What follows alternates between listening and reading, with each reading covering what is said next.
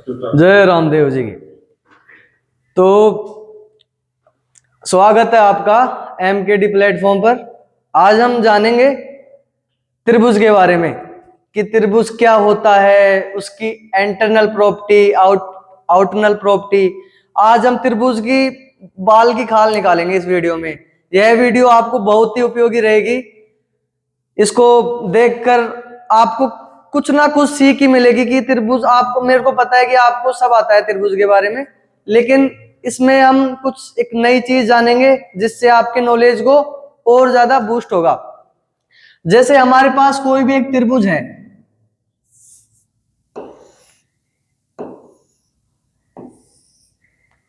त्रिभुज है तो हम सबको पता है त्रिभुज तीन भुजाओं से मिलकर के बना हुआ होता है, और तीन ही भुजाएं होती हैं, तीन ही कोण होते हैं, क्योंकि जितनी भुजाएं होती हैं उतने एंगल बनते हैं। जैसे तीन भुजाओं से घिरी हुई बंद आकृति को अपन क्या कहते हैं? त्रिभुज कहते हैं, ट्रायंगल।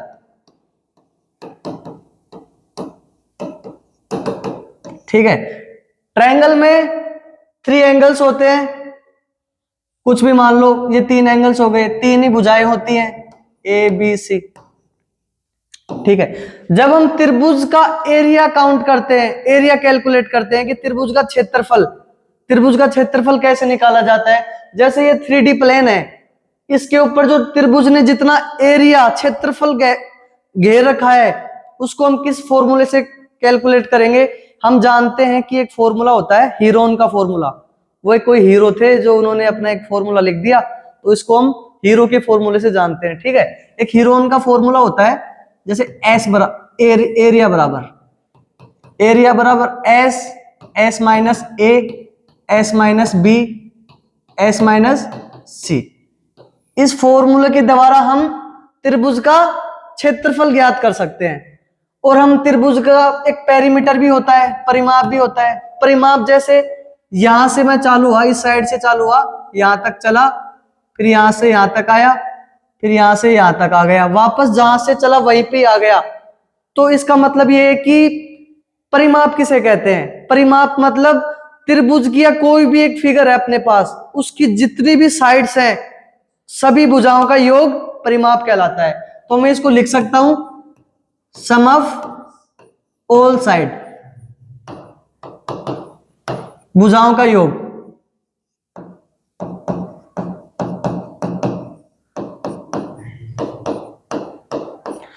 अब जो हमने त्रिभुज का क्षेत्रफल निकाला है, यहां पे जो एस है ना, एस, ये क्या है?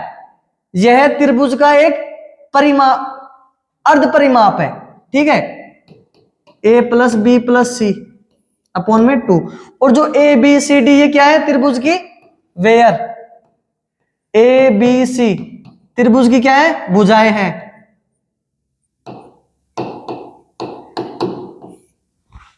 ठीक है, अब हमको, जैसे कोई भी हमारे पास त्रिभुज है, अगर इसमें क्या है, अगर हमको एक कोण दे दिया जाए, एक एंगल दे दिया जाए, और त्रिभुज की 2 भुजाएं हमको प्राप्त हो, तो हम उस त्रिभुज का एरिया कैसे निकाल सकते हैं?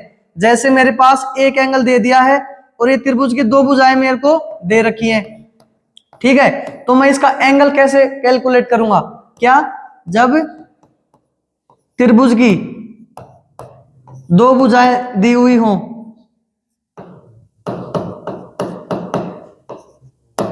दी हुई हो, और एक एंगल दिया हुआ हो,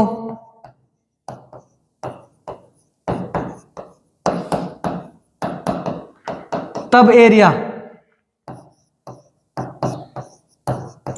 मतलब त्रिभुज का क्षेत्रफल तब कैसे होगा? तो हम जानते हैं, तब हम त्रिभुज का क्षेत्रफल निकाल सकेंगे 1/2 ए इंटू बी इंटू में साइन सी।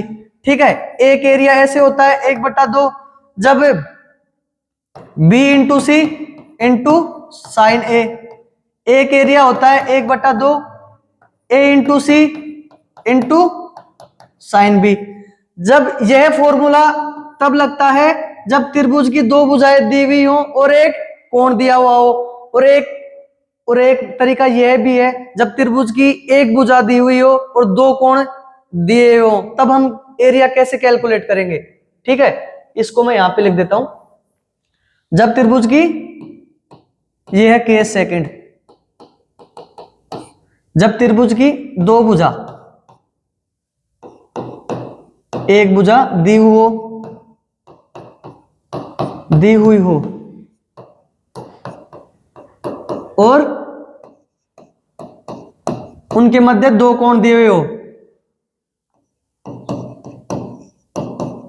एंगल दिए हुए हो, तब एरिया कैसे निकालेंगे?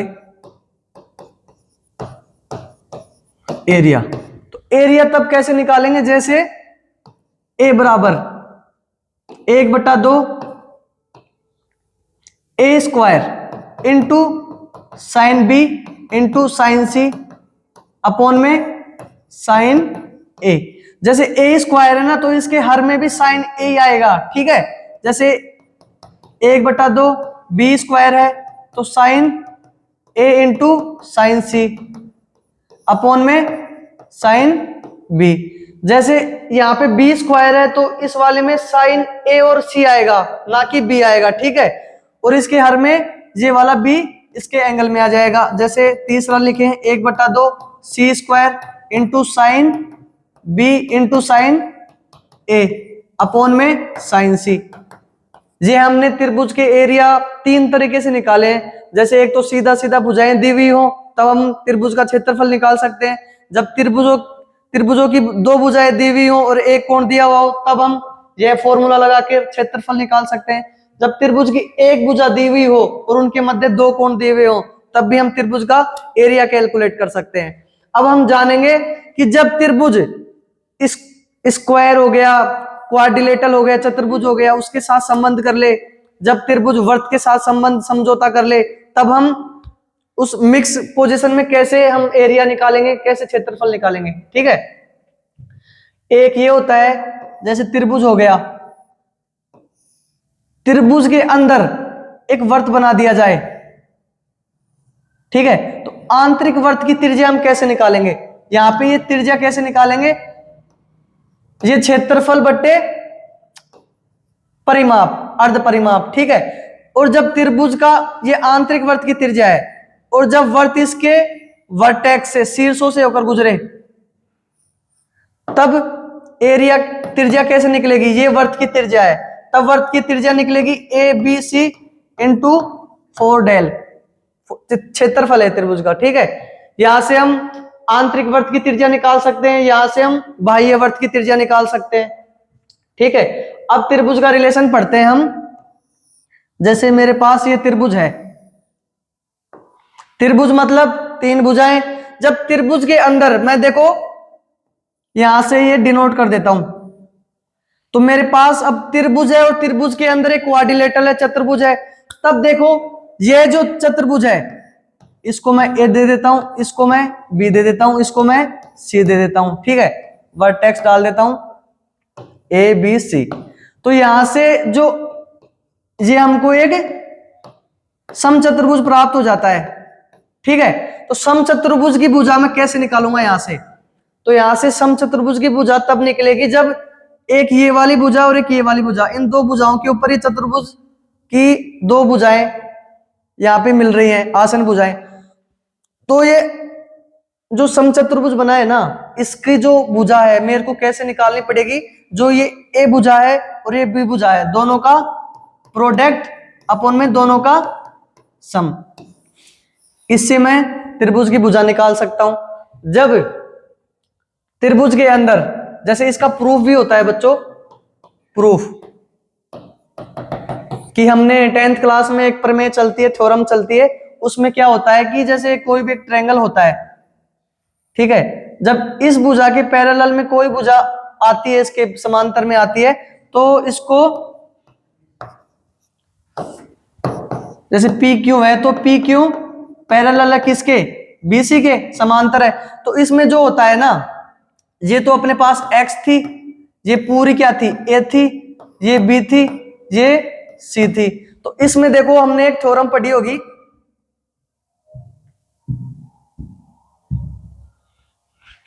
तो ये मैं प्रूफ यहां पे करवा देता हूं। जैसे हम जानते हैं कि ए पी बट्टे ए बी, और ये सेम ए क्यू बट्टे ए सी, और एक थी पी क्यू बट्टे बी सी। यह पर में एक हमने 10th क्लास में पढ़ी थी, जो हमको अब काम में आ रही है। इस फॉर्मूले के माध्यम से हम लिख सकते हैं, जो ये वाली भुजा बन के आई है ना अपने पास, जैसे पूरी ए थी, तो क्या मैं इसको ए माइनस एक्स कर सकता हूं यहां से एपी को, तो एपी प्राप्त होती है मेरे को यहां से ए माइनस एक्स।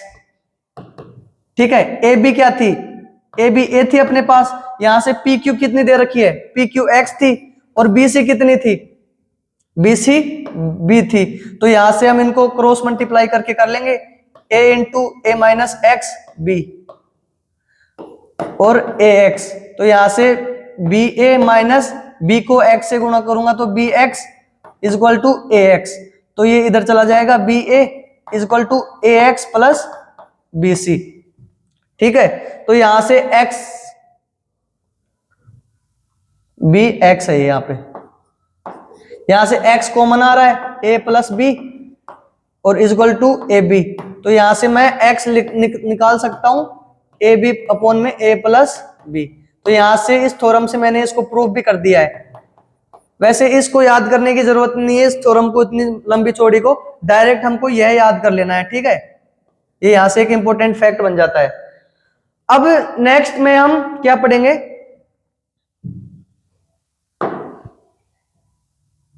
नेक्स्ट कैसे होगा, अब हम पढ़ेंगे जैसे कोई भी अपने पास एक त्रिभुज है, ठीक है, एक विषमबाहु त्रिभुज है, इसमें ये ए दे रखा है, ये इसमें बी दे रखा है, ये इसमें सी दे रखा है। तो इसमें क्या होता है, जब त्रिभुज के अंदर एक वर्ग हो, त्रिभुज के अंदर एक वर्ग हो, तब हम उस वर्ग की भुजा कैसे कैलकुलेट कर सकते हैं। तो इसमें जो त्रिभुज का आधार होता है ना, इसको संगत मान के इसकी एक परस्पर लंबवत एक हाइट खींचेंगे। ठीक है, जैसे मैंने ये इसकी हाइट ले ली, एक हाइट, त्रिभुज की हाइट, तो मेरे को ये वर्ग की भुजा निकालनी है। तो वर्ग की भुजा मैं कैसे निकालूंगा, x कैसे निकालूंगा, जैसे जो इसके संगत हाइट है ना, इसको मैं ऐसे मल्टीप्लाई कर दूंगा आधार को उसकी संगत ऊंचाई के साथ, और यहां से अपन त्रिभुज के अंदर जो वर्ग है ना उसको कैलकुलेट कर सकते हैं, उसकी भुजा कैलकुलेट कर सकते हैं। अब हम पढ़ते हैं, जैसे अब त्रिभुज के 3 पार्ट होते हैं, हम जानते हैं सभी कि एक त्रिभुज जिसकी तीनों भुजाएं समान हो, जिसकी 2 भुजाएं समान हो, ठीक है, 3 भुजाएं समान हो, देख ए बी बराबर बी सी बराबर ए सी। जब तीनों भुजाएं समान हो तो वह कौन सा त्रिभुज बनता है, समबाहु त्रिभुज, आइसोसेलेस त्रिभुज। यह कोई राक्षस नहीं है, जैसे सहस्त्रबाहु, विषमबाहु, ये समबाहु सारे त्रिभुज के नाम होते हैं जो हम मैथमेटिक्स में इनको जानते हैं। जैसे समबाहु त्रिभुज है, इसमें क्या है कि तीनों भुजाएं समान होती हैं। ठीक है, ए, और जो पहले अपन त्रिभुज पढ़े थे उनकी तीनों भुजाएं अलग अलग थी। अब इसमें तीनों भुजाएं समान है ना, तो इसका क्षेत्रफल हम कैसे निकालेंगे, इसका क्षेत्रफल डायरेक्ट हमको याद होना चाहिए कि इसका क्षेत्रफल होता है √3/4 अपॉन में इंटू ए स्क्वायर। ठीक है, जो इसकी हाइट होती है, हाइट, उसको कैसे कैलकुलेट करेंगे, हाइट होती है इसकी √3 अपॉन में 2 इंटू ए। ठीक है, और इसका पेरीमीटर, परिमाप होता है, देखो यहां से चला मैं ए, फिर चला ए, फिर चला ए, मतलब सारी भुजाओं का योग, तो ये बन के आता है मेरे पास 3a, परिमाप में 3a। ठीक है, जैसे जो त्रिभुज होता है ना, उसका एक त्रिभुज का एरिया निकालने का एक फॉर्मूला और होता है, 1/2 बेस आधार इंटू हाइट। जो ये हाइट होती है ना, इसके कोरस्पोंडेंट होती है, ठीक है, इसके एकदम संगत होती है बेस के। अब हम जानेंगे कि एक समबाहु त्रिभुज के अंदर एक वृत्त में अंदर फिट कर देता हूं, तब उस वर्त की त्रिज्या कैसे निकाली जाएगी। जैसे वर्त अलग अलग रूपों में आएगा अपने पास, कि कोई भी अपने पास एक त्रिभुज दिया हुआ है, ठीक है, एक समबाहु त्रिभुज है। अब की बार इसमें क्या होगा कि त्रिभुज ऐसे बना हुआ होगा, मतलब त्रिभुज के दो शीर्षों से एक अर्धवर्त बना दिया गया है। अब हम इसमें से जो ये लीफ है ना, ये जो पत्ती है, इसका एरिया कैलकुलेट करेंगे, ठीक है। इसका एरिया कैलकुलेट करने के लिए हमको क्या करना पड़ेगा, पहले वर्त की त्रिज्या निकालनी है। वर्त की त्रिज्या कैसे आएगी, अब हम दिमाग लगाएंगे कि इस वर्त की त्रिज्या निकालने के लिए पहले यहां पे हमको लीफ का एरिया कैलकुलेट करना है, लीफ का एरिया। अब वो लीफ पत्ती का एरिया कैसे निकालेंगे अपन, जो ये पत्ती है ना, तो पत्ती का एरिया निकालने के लिए बच्चों, ये एक वर्त का सेंटर बिंदु है, ठीक है, यहां से मैं इसको मिला दूंगा, ये हमारे पास वर्त की त्रिज्या बन गई, ठीक है। तो ये भी तो एक त्रिज्या ही है अपने पास, और ये टोटल भुजा कितनी थी, ए थी अपने पास, तो ये त्रिज्या बन गई, ये त्रिज्या बन गई, क्या दोनों त्रिज्या हो गई क्या। ये समबाहु त्रिभुज था तो ये ऑलरेडी 60 डिग्री का कोण था, 60। तो हम जानते हैं कि बराबर भुजाएं बराबर कोण बनाती है, ये हम सबको पता है, हम पिछले 9th 10th क्लासों में पढ़ के आए हैं। तो बराबर भुजाएं बराबर कोण बनाती है, तो इसका मतलब ये भी 60 डिग्री होगा, ये भी 60 डिग्री होगा, ठीक है। तो अब ये त्रिभुज हमको एक कौन सा बन गया, अंदर वाला समबाहु त्रिभुज बन गया। तो समबाहु त्रिभुज बन गया तो देखो एक ये सेक्टर बन रहा है हमारे पास, एक त्रिज्याखंड बन रहा है, ठीक है। तो इसका सेक्टर का एरिया, तो इस लीफ का एरिया निकालने के लिए मैं क्या, इस पूरे सेक्टर के एरिया में से ट्रायंगल का एरिया निकाल दूंगा, तब हमको लीफ का एरिया ये कैलकुलेट कर लेंगे। जैसे इस पूरे सेक्टर का एरिया माइनस इस ट्रायंगल का एरिया कर दूंगा, तो क्या मैं इसका एक लीफ का एरिया निकाल लूंगा। दोनों लीफ का एरिया निकालने के लिए मेरे को 2 से मल्टीप्लाई करना पड़ेगा, ठीक है। तो लीफ का एरिया कैसे निकलेगा, सेक्टर का एरिया माइनस ट्रायंगल का एरिया, ठीक है। तो लीफ का सेक्टर का एरिया कैसे निकलेगा, पाई आर स्क्वायर थीटा बटे 360 माइनस समबाहु त्रिभुज बना √3/4 इंटू ए स्क्वायर। तो यहां से थीटा कितना था, 60 डिग्री, देखो 60 डिग्री था, तो यहां से मैं इसको पुट कर दूंगा pi r square 60/360 minus √3/4 A square. तो इससे कट गया 6 टाइम, तो पाई आर स्क्वायर अपॉन में 6 √3/4 इंटू ए स्क्वायर, ये हमको एक लीफ का एरिया आया है, ठीक है। इसको मैं जब 2 से मल्टीप्लाई कर दूंगा तो दोनों लीफ का एरिया आ जाएगा, ठीक है, दोनों लीफ का एरिया, बोथ लीफ, ठीक है। तो यहां से हमने समबाहु त्रिभुज के अंदर जब अर्धवर्त हो तब हमने इस लीफ का एरिया कैलकुलेट कर लिया है। अब हम जानेंगे कि जब जो ये वर्त है ना समबाहु त्रिभुज के अंदर अपनी दिशाएं अलग अलग बदलता रहता है। जैसे प्रीवियस ईयर क्वेश्चन देखे होंगे हमने कि उनमें बहुत से ऐसे क्वेश्चन आते हैं, जैसे एक त्रिभुज बना हुआ है अपने पास, वही समबाहु त्रिभुज। अब इसमें ये त्रिभुज ऐसे आएगा ये, ठीक है। अब इसमें से हमको वर्त की त्रिज्या निकालनी है। अब इसमें कैसे वर्त की त्रिज्या निकालेंगे, जैसे हमको पता है ये सेंटर होता है वर्त का, तो क्या मैं इसको यहां से बना लूं, ये त्रिज्या हो गई इसकी, ठीक है, ये त्रिज्या हो गई। तो ये तो हमको पता है ये 60 डिग्री का कोण है। अब हमको यह भी पता होगा कि हमने पिछली कक्षाओं में अध्ययन करके आए हैं कि कोई भी एक वर्त जो इसके स्पर्श रेखा से होकर गुजरती है तो यहाँ पे हमेशा 90 डिग्री का एंगल बनता है, ये हमको पता है, 10th क्लास में पढ़ के आए हैं। तो यहाँ पर एक 90 डिग्री, देखो ये वर्त हो गया, इसकी स्पर्श रेखा से एक ये लाइन ये भुजा गुजर रही है, तो ये 90 डिग्री का एंगल हो गया, ठीक है। ये 90, ये 60, तो ये कितना हुआ, 30 डिग्री का एंगल हुआ, ठीक है।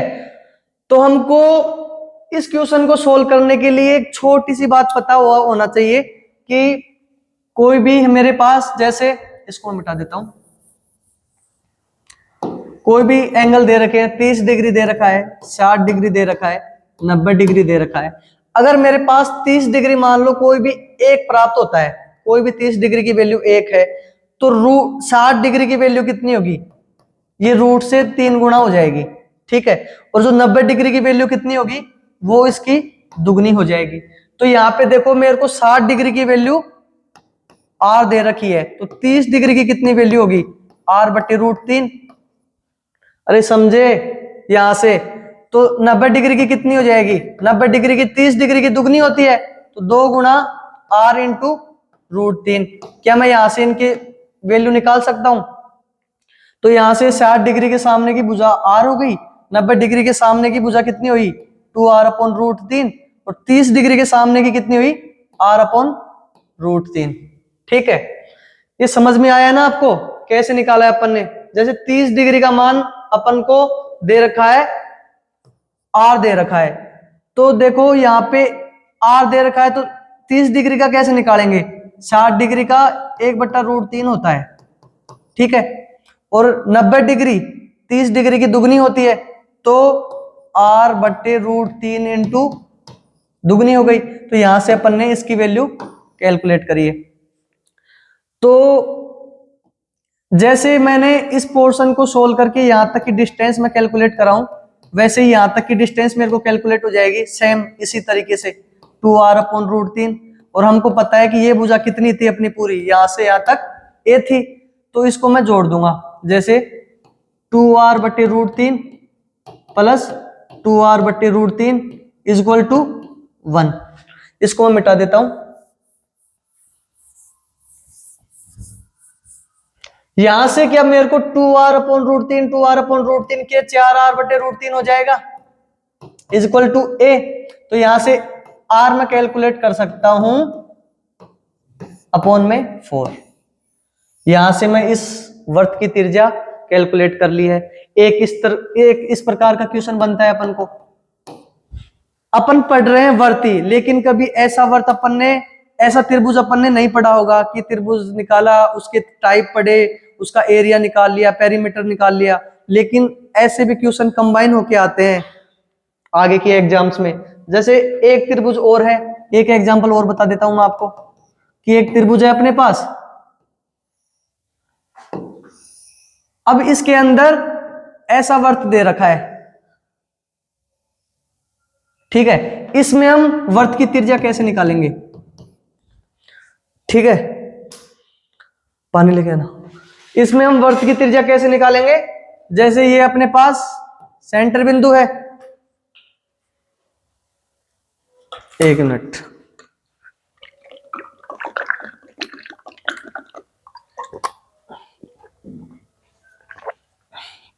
इसमें हम वर्त की त्रिज्या निकालेंगे कि यहां से ये तो हमको पता है r है, ठीक है। ये 90 डिग्री था, अभी अपन ने पिछले एग्जाम्पल में पढ़ा है।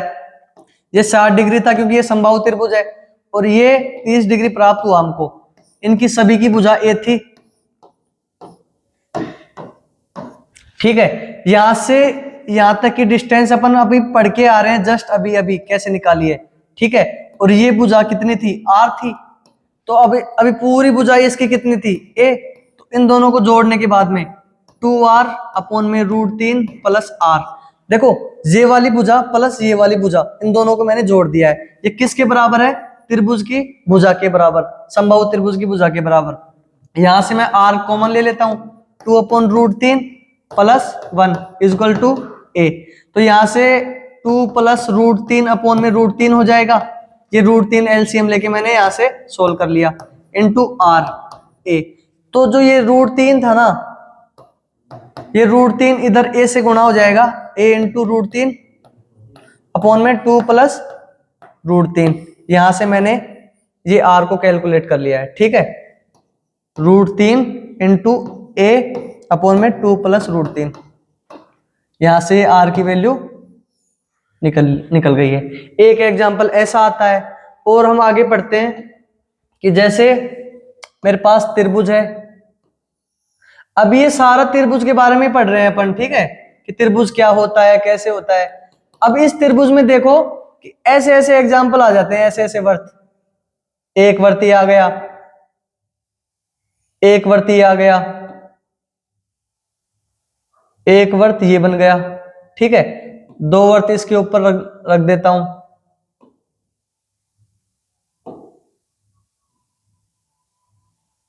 और एक वर्त यहां पे रख देता हूं। तब अब इसमें से अपन को वर्त की त्रिज्या निकालनी है। अब देखो, देखने में तो ये बहुत सा जटिल दिख रहा होगा कि आ गया ये पूरा राक्षसी दिख रहा है अपन को, लेकिन इसमें अपन त्रिज्या कैसे निकालेंगे? इसमें हमको देवनारायण जी की गोट करवानी पड़ेगी, तो उसमें वहां से इसका आंसर मिल के आएगा कि हम त्रिभुज की वर्त की त्रिज्या कैसे निकालेंगे। तो जैसे दो भुजा थी ये, इसमें क्या मैं इस त्रिभुज को ले लूं, यहां पे एक सिंगल त्रिभुज को, इस सिंगल वर्त को मैंने ले लिया है। तो देखो, इसके सेंटर से यहां तक मैं इसको बाइसेक्ट करती हुई जाती है, बराबर दो भागों में बांटती है। जैसे 60 था तो 30-30 डिग्री बढ़ जाएगा। और इसकी ये त्रिज्या कितनी थी? r, और ये भी त्रिज्या कितनी थी? r। तो यहां से देखो, क्या ये यहां पे r हो गया, ठीक है। तो ये टोटल डिस्टेंस कितनी थी अपने पास? a थी। तो यहां से मैं क्या त्रिभुज का एरिया निकाल सकता हूं? इस त्रिभुज का एरिया, ठीक है। तो सेम अपन को यहां तक ऐसे बन जाएगा ये। तो हम त्रिज्या कैसे निकालेंगे? त्रिज्या निकालेंगे कि देखो, r तो ये हो गई, और इसकी 2r हो गई, और इसकी r हो गई। तो 2 और 3 और एक 4r, तो ये सीधा सीधा ही बन गया अपने पास, ठीक है। और एक त्रिज्या यहां से बन रही है अपन को, देखो ये तो 30 डिग्री हो गया, ये 90 डिग्री हो गया, ये 60 डिग्री हो गया। 30 डिग्री के सामने की भुजा r है, तो 60 डिग्री के सामने की भुजा कितनी हो जाएगी? √3r, और ये डबल इसकी हो जाएगी 2r, ठीक है। तो ये वाली डिस्टेंस अपन ने कैलकुलेट कर ली है, कितनी आई है? 3r। मैं यहाँ पे समझा देता हूं कि 30 डिग्री के सामने की भुजा r थी, तो 60 डिग्री के सामने की भुजा √3r, अभी हमने पीछे पढ़ा था कि कैसे कैसे क्या होता है। और 90 डिग्री के सामने की भुजा जस्ट इसका दुगना हो जाती है, ठीक है। तो यहां से अपन की 4r आई गई, और सेम यहां से कितनी आ जाएगी? √3r। तो ये पूरी भुजा के बराबर अपन इनको पुट कर देंगे, √3r plus 4r plus √3r is equal to a। तो इन सबको कैलकुलेट करने के बाद में मैंने r कॉमन ले लिया, r कॉमन ले लिया, तो √3 प्लस 4 प्लस √3, √3 कितने हो गए? 2√3, 2√3 हो गया, और ये इज इक्वल टू किसके बराबर? a के बराबर। तो यहां से क्या मैं r को इसके नीचे भेज दूं, a के नीचे, 2√3 अपॉन में 4। तो हमने इस वर्त की त्रिज्या भी कैलकुलेट कर ली है, ठीक है। अब एक एग्जांपल और लेते हैं अपन, ठीक है। वो भी त्रिभुज ही है, कि जैसे अपने पास ये एक त्रिभुज है,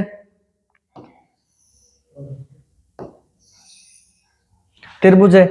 इसमें क्या होता है कि एक त्रिभुज तो अपने पास ऐसे बनता है, एक वर्त त्रिभुज के अंदर, एक वर्त ये बन गया, एक वर्त ये बन गया, एक वर्त ये बाहर जा रहा है ना, इसको अंडरस्टूड कर लेना, ठीक है। ये सही से बन नहीं रहा। तो इसमें देखो, अपन इस वर्त की त्रिज्या कैसे निकालेंगे? ये वर्त की सारी त्रिज्याएं, ठीक है। इन वर्त की त्रिज्या, चाहे कितने भी त्रिभुज हो, चाहे कितने भी वर्त बनते हो, n वर्त हो, जैसे n सर्कल हो इनके अंदर, अब n सर्कल हो, तो इस बड़े वाले की त्रिज्या तो r हो गई, ठीक है। और जस्ट इसकी त्रिज्या निकालने के लिए r1 का तो r थी, r2 कैसे निकालेंगे? जस्ट इसका 1/3 कर देंगे, तो इसकी r3 की निकालेंगे तो 1/3 की भी 1/3 कर देंगे, तो r/9, ठीक है। तो इनकी सीरीज कंटिन्यू ऐसे चलती जाती है, जैसे एक की r है, दूसरे की r/3 है, तीसरे की r/9 है, चौथे की 3 का स्क्वायर है, फिर 3 की पावर 3 आ जाएगी, फिर r/3 की पावर 4, ऐसे कंटिन्यू चलता रहेगा ये, ठीक है। तो अपन ने एक टाइप ये पढ़ लिया है इसका। तो यहाँ पे अभी तो एक ही पार्ट पढ़ा है अपन ने, कि समबाहु त्रिभुज और विषमबाहु त्रिभुज में हम किस प्रकार से चतुर्भुज आते हैं, किस प्रकार से सर्कल आते हैं, वर्ग आते हैं, इन सब के अंदर एक रिलेशन पढ़ लिया है। और हमने पढ़ा भी है कि जब एक त्रिभुज और बच रहा है विषमबाहु त्रिभुज, और एक और त्रिभुज बच रहा है समद्विबाहु त्रिभुज और समकोण त्रिभुज बच रहा है, और उसकी वीडियो हम आगे आगे की सीरीज में डालेंगे। जय हिंद। इसी के साथ मैं अपने लेक्चर कंप्लीट करता हूं। आई होप यह वीडियो आपको अच्छी लगी होगी।